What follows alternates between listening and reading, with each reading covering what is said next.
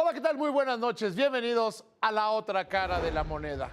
Hoy platicaremos sobre un par de mitos. Dos mitos que tienen mucho que ver en cómo nos comportamos los mexicanos. Uno de ellos, el primero, es el de la estimación del crecimiento económico.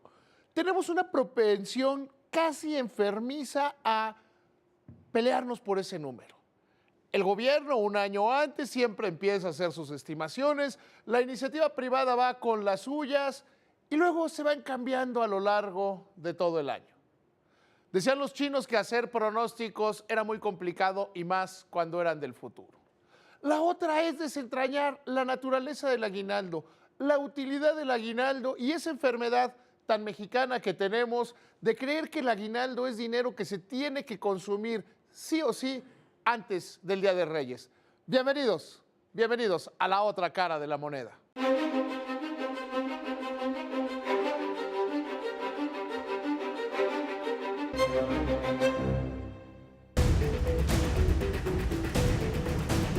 A pesar de que el paquete económico presentado por el gobierno federal para el 2014 plantea un crecimiento del Producto Interno Bruto de 3.9%, los analistas consultados por Banco de México consideran que el avance será de 2.5% y la OCDE cree que rondará el 2.8%.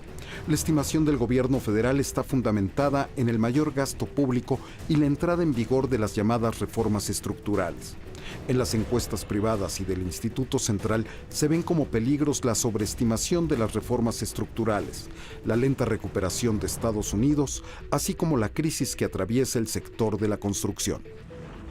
Desde el punto de vista estrictamente teórico, las estimaciones del crecimiento económico le sirven a las empresas y a las personas para planear el futuro, para ir diseñando cómo van a crecer, cómo va a venir el año, si podrán invertir o no podrán invertir. La realidad es que al final del día representan muy poco. En los últimos 30 años, México ha crecido a una tasa promedio inferior al 2%. Sin embargo, prácticamente todos los años los gobiernos nos han presentado estimaciones que van más allá del 3%, 4%, y hay una conseja popular que dice que para superar los niveles de pobreza, el país tendría que crecer durante una generación a una tasa superior al 5% en promedio. Nos encanta entonces ver cómo va a venir la estimación del crecimiento económico. Cuando el gobierno presenta el paquete para el año siguiente, hace una estimación que jamás, nunca, al menos en mi experiencia, han logrado cumplir. Para el próximo año, el gobierno plantea que la estimación del crecimiento de la economía va a ser del 3.9%. Y podríamos ponernos a discutir cómo vienen las demás. La iniciativa privada, que son quizá los más trampositos cuando hacen las estimaciones del crecimiento económico, la van ajustando cada que les da la gana, cada que quieren, cada que les parece bien, porque no consideran que haya una necesidad de mantenerse o de hacer ni siquiera un análisis bien hecho. Hay otra manera de medir estas estimaciones, que es una encuesta que hace Banco de México con analistas, siempre los mismos, siempre considerando las mismas cosas. Si vemos esas encuestas, esas estimaciones del crecimiento de la economía, creceremos al 3%. Sin embargo, ¿por qué nunca nos sale la estimación del crecimiento económico? Porque siempre la basamos en datos total y absolutamente inciertos. Por ejemplo, para el año próximo, ¿hacia dónde vienen los motores del crecimiento de la economía? La reforma energética, la entrada en vigor de todas las reformas que se han aprobado a lo largo de este año y la recuperación de la economía de los Estados Unidos. Y ahí es donde las estimaciones empiezan a variar, donde empieza a ser un cálculo mucho más subjetivo que objetivo. Hay quien le puede decir, no, es que la economía de Estados Unidos ya comienza a mostrar síntomas de recuperación y entonces las exportaciones van a crecer. Y algún otro analista dice, sí, pero no en los sectores que más interesan a la economía mexicana, y de ahí que Estados Unidos se pueda recuperar al 2,5% y por lo tanto, con una recuperación de este tamaño y pobre en las manufacturas, México no estará en condiciones de crecer más allá. Y esta estimación que se le pone un peso a cosas que no han ocurrido, como es, insisto, las reformas estructurales. ¿Cuándo se ve el impacto de una reforma estructural? Cuando está completa. Y en México nos encanta dejar las reformas incompletas. Nos encanta hacer la parte de relumbrón, la vistosa, la que le permite a los legisladores y al gobierno hacer anuncios. Sin embargo, no llegamos a la parte final, no llegamos a la parte medular. Si usted es de aquellos que sigue creyendo que es fundamental conocer la estimación de la economía, déjeme darle algunos datos. La estimación oficial es que la economía mexicana va a crecer al 3.9%, lo cual sería sorprendente considerando que este año creceremos alrededor del 1.3%, como dice la Secretaría de Hacienda en su más reciente estimación de finales de noviembre. Andar estimando el crecimiento de la economía para todo el año o pronosticarlo en noviembre para diciembre, el margen de error debe ser bastante limitado. Así las cosas, yo le invitaría a que deje de pensar en términos de lo que decimos los analistas privados, de lo que dice la encuesta de Banco de México, de lo que señala el gobierno federal o incluso de lo que dicen los enemigos del gobierno, la oposición que siempre tira la estimación del crecimiento de la economía. Se trata de una cifra general, de una cifra que al final del día es la suma de la producción de todos los mexicanos. No tiene que ver necesariamente con lo que pase con usted y con su empresa. Busque usted una estimación de crecimiento y haga usted la que sea adecuada. Busque usted la prosperidad y la suma de la prosperidad de todos nos dará una mejor economía nacional.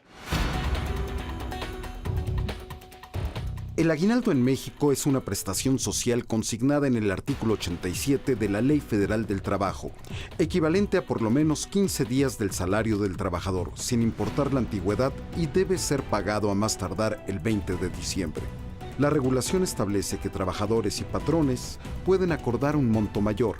En los últimos 3 años se acostumbra que la burocracia y algunos trabajadores de la iniciativa privada reciban la mitad antes del Buen Fin y el resto como lo establece la ley. Los trabajadores que no hayan cumplido un año tendrán derecho a una parte proporcional del aguinaldo. Hace prácticamente un siglo, cuando vivíamos en un México mucho más paternalista, cuando vivíamos en un México donde se creía que el presidente era como nuestro papá, sí, en la época del Tata Lázaro, y que los patrones eran como los papás de los trabajadores, el aguinaldo era un regalo que se le daba por parte del papá patrón al trabajador. Cuando vinieron estas oleadas socialistas, estas oleadas laboristas en México, se decidió que dejaba de ser un regalo. Se decidió que ahora era una obligación. Y al pasar de ser un regalo a una obligación, cambia radicalmente su naturaleza y la manera en la cual lo debes utilizar. Se convierte en parte de tu salario. Cuando te dan un regalo, pues al final del día es dinero extra, es dinero que no esperabas, con el que no contabas, con el que al final del día, pues bueno, no es parte de tu ingreso. Cuando se convirtió hace prácticamente un siglo en una conquista laboral, se convirtió en parte de tu salario, cambia la naturaleza. Sin embargo, seguimos viviendo en este mito absurdo, este mito ridículo de creer que el aguinaldo es un regalo y ¿qué hay de aquel que no se lo gaste antes del 6 de diciembre? Y vemos la presión que ejerce el gobierno y la iniciativa privada. Hay que adelantar la mitad del aguinaldo para que se lo gasten en el Buen Fin. Como si fuera obligatorio que te digan qué hacer con tu salario y en qué momento. Al ser el aguinaldo parte fundamental de tu ingreso, debes usarlo de una manera mucho más provechosa, de una manera mucho más útil de lo que has venido usando. Seguramente tú eres los que dicen, que ya llegue el aguinaldo para comprar regalos. Sí, a la tía Juanita que no conoces, sí, al pariente ese que te cae mal, o para invitar a los de la oficina a comer. Al fin, es fin de año y hay que promover las buenas relaciones. Si entiendes que es parte fundamental de tu ingreso el aguinaldo, entonces lo que tienes que tener muy claro en tu cabeza es cómo usarlo de mejor manera. Vamos a romper algunos mitos. ¿Qué pasa si el aguinaldo lo dejas de usar para gastar? si dejas de creer que es solo gasto y lo empiezas a usar de una manera mucho más inteligente. Hemos visto que durante este año ha crecido la cartera vencida de la banca. Vemos que los créditos de nómina, los créditos personales y los créditos en general de consumo han aumentado. Entonces, es muy probable que tu nivel de deuda haya crecido. Si te llega el aguinaldo, ¿por qué no utilizas ese dinero para disminuir tu deuda? Al bajar tu deuda, no solo generas un buen fin y una buena Navidad y un buen Día de Reyes, sino que generas liberar recursos el resto del año para tener más y mejor prosperidad. Ahora bien, si no eres de los que están en esa situación, si no eres de los que tienen un problema de deuda, primero y antes que nada, felicidades, es una maravilla. Entonces, ¿qué puedes hacer con tu aguinaldo? ¿Tu casa necesita reparaciones? ¿Tu vehículo necesita reparaciones? ¿Hay algo que necesites cambiar de tu casa de largo plazo? Alguien me podrá decir, oye, pero todo el año trabajé, es momento que me dé un gustito, que haga algo que sea bueno y divertido para mí. Sí, pero eso es solo una parte del aguinaldo, solo una pequeña parte del aguinaldo y debería ser parte de una planeación económica, de una planeación financiera en tu casa. Si ya cumpliste esas dos, ¿por qué no se dan un regalo de largo plazo como familia? Deciden hacer una inversión.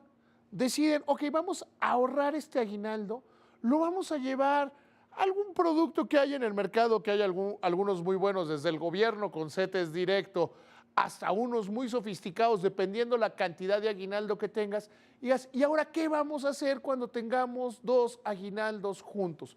Somos un país que ahorra muy poco dinero, que no tenemos el hábito del ahorro porque hemos vivido de crisis en crisis, de tragedia en tragedia económica.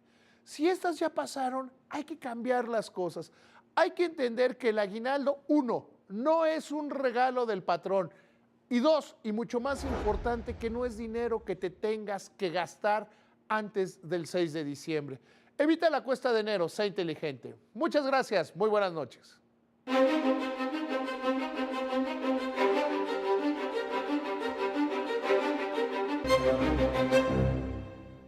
En el Museo Palacio Cantón de Mérida, Yucatán, se inauguró la exposición To-On, Nosotros, Mayas Contemporáneos. Esta muestra nos aproxima al microcosmos del pensamiento y modo de ser de nuestros hermanos mayas yucatecos, a través de sus relatos, leyendas, fotografías y objetos que dan cuenta de su vida cotidiana y su cultura.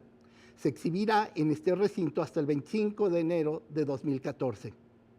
Cordelia Urueta, Carácter y Color, es la exposición que muestra el Museo Mural Diego Rivera. Proveniente de 20 distintas colecciones, la exhibición da cuenta de las diversas etapas pictóricas del artista. Estará hasta el 2 de marzo de 2014, además de que puede disfrutar del famoso mural Sueño de una tarde dominical en la Alameda. En el Museo Mural Diego Rivera, Colón sin número, esquina Valderas, juntito a la Alameda.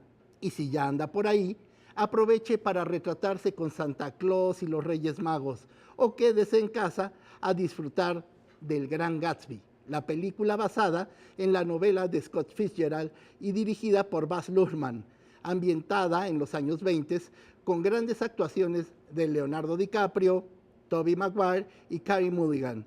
Solicítela, por supuesto, en Total Play. Regreso pronto con más sugerencias.